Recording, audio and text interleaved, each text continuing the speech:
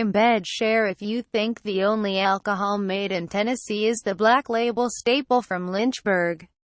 You don't know Jack. All across the state, distilleries and breweries are popping up faster than you can throw one back. Jason Vieira, the commercial appeal statue of Jack Daniel on the Jack Daniels Distillery property in Lynchburg. 10.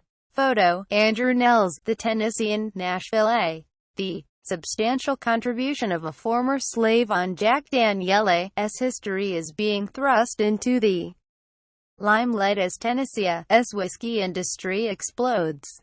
New York Times best-selling author Fawn Weaver was struck by the story of Nathan Nearest Green, a slave from Lynchburg, 10, who taught Jack Daniel the craft of whiskey distilling, after a New York Times article about Green went viral last year. After thousands of hours spent researching the topic, Weaver announced this week the launch of the Nearest Green Foundation, an organization dedicated to honoring Green's involvement in the Tennessee whiskey industry.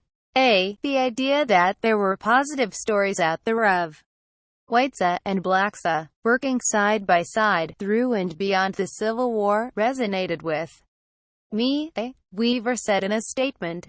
I liked the story of Jack Daniel, but Nearest Green's story and the community at large really stayed with me.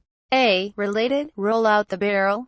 Yes, but at these Wisconsin craft distilleries, it's full of whiskey. Trump trade policy could put American whiskey in EU crosshairs. Projects in the works for the foundation include a museum in Lynchburg dedicated to the history of Tennessee whiskey, the Nearest Green Memorial Park in Lynchburg, a book scheduled for completion this year, and a scholarship fund to benefit Green's direct descendants.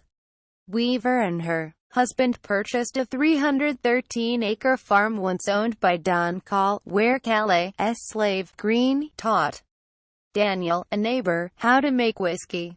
The site was also home to the original Jack Daniel's distillery, a two-room cabin where Green lived during the Civil War, and a Greek revival home where Call and Daniel once lived are being rebuilt. Fawn and Keith Weaver at the launch of Uncle Nearest 1856 whiskey in Portland this month. Photo by Paulo Ferraris of Valor Consulting Agency. Call eventually handed his still over to Daniel, and Weaver uncovered documents showing that the Daniel and Green families worked together for decades, according to a media release.